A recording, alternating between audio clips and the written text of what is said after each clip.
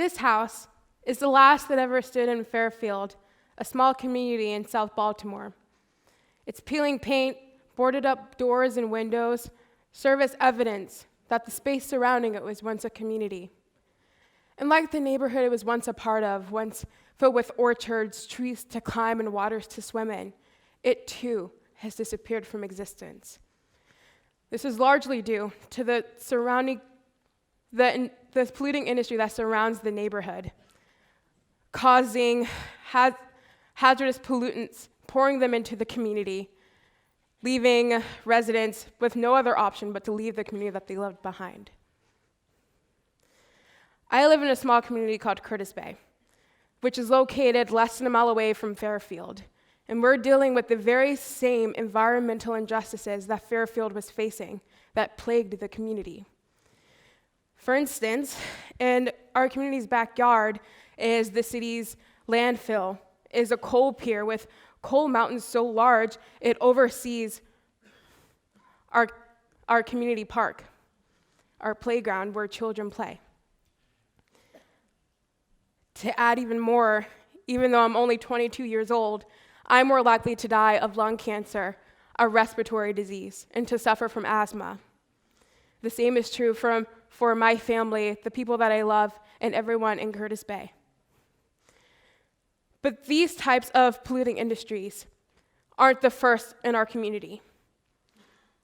As we all know the history of Fairfield now, and the newest polluting industry in our community was the plan to build the nation's largest trash-burning incinerator in our neighborhood.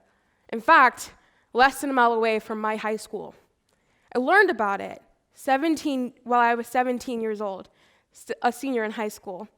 And my friends and I, when we learned about it, we were infuriated, we were confused and hurt at the very idea of the incinerator. How could something so hazardous, so polluting, so dangerous be put less than a mile away from our school? So we spent a lot of time learning about the incinerator, just basic facts. And to give you some idea of how horrible this development was, it would be burning 4,000 pounds of trash every single day. It was permitted to release 240 pounds of mercury and 1,000 pounds of lead every year. That's right, all of those dangerous pollutants into our air. So when we learned about this, we got even angrier. And we started to reach out to our families and our friends and our neighbors to see if they knew anything about this horrible development that was happening right in our neighborhood. Very few of them knew anything. We didn't even know the incinerator existed. And when they heard about it, they of course were furious. But so thus began a campaign for us to stop the incinerator. However, in one of these endeavors, we call it canvassing when we're knocking on doors, I walked up to a gentleman's door and I told him everything that I've told you about the incinerator, the facts, how we're fighting to stop it. And his response was that there is nothing that we could do, that we were just children, and that Curtis Bay is and always will be a dumping ground. Whew. That struck a light under our bellies, and even though we were angry and frustrated, the man's sentiment was true. For generations, Curtis Bay had been used as a dumping ground, the place where trash and dangerous chemicals go, to be shipped, to be made millions of dollars while we're living in poverty. So, we realized in that moment that if we were going to stop this cycle of these polluting industries, these dangerous industries coming into our community, it would take more than just spewing facts about the incinerator. It would take changing this sort of passive acceptance of the way that things are towards a thought of active resistance and changing our community for the better. So we had rallies and protests, but one of the coolest things that happened was that we found out that our governor, our mayor, were supporting the incinerator. Our city institutions, our museums, the public school system was supporting and investing in the incinerator.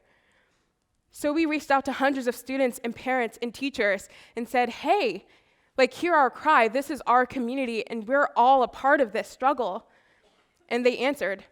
and a presentation to the city school board, so many students and parents and teachers came that we were packed like sardines into this tiny room.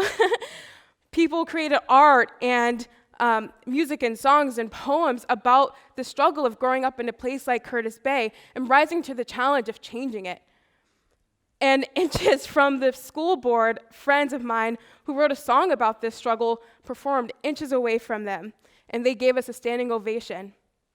A couple of months later, the city school board decided to get out of their contracts with the incinerator.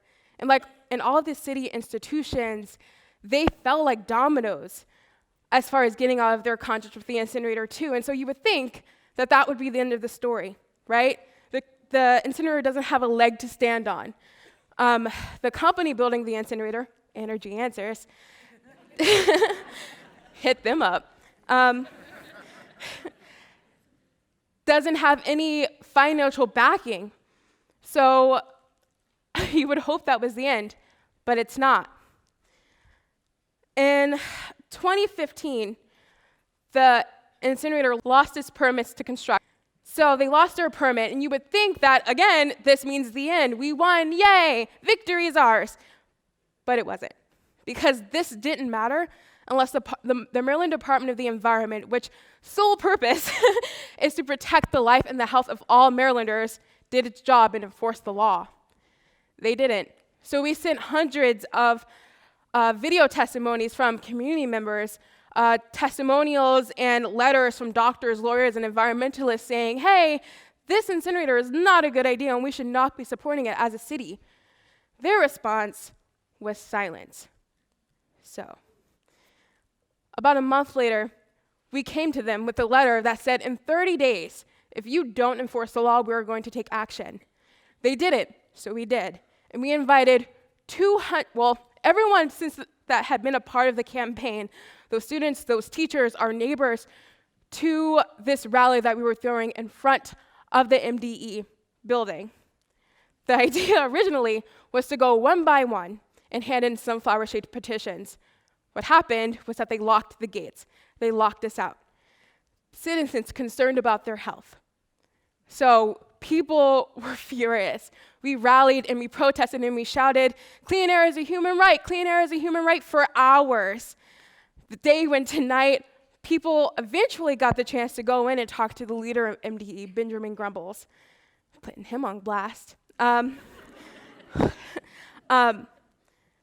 basically said that they refused to leave the building until MDE enforced the law. They didn't. So several people sacrificed their freedom that night for our campaign because they believed in our struggle and they believed what we were fighting for. A couple months later, after constant pressure from citizens all across Baltimore and Maryland, MDE finally answered. They said that the incinerator's permits are expired, which means that they can no longer construct. Now, if this were a Hollywood story, you'd see the credits rolling. Everyone could leave with a happy feeling in our hearts, but that is not the world that we live in. In fact, this is the land that was slated for the incinerator. And we realized after that amazing victory, as amazing as it was, that we wouldn't be able to change the fate of our community if we didn't have control over the land beneath our feet. So we're changing that by buying land in our community and putting it into a community land trust, which basically means that the community owns the land beneath us, and we make decisions about the land beneath our feet, which means that we can continue to protect our community, and we can continue to protect it for greater or more, we can continue to save it for future generations. Thank you, guys.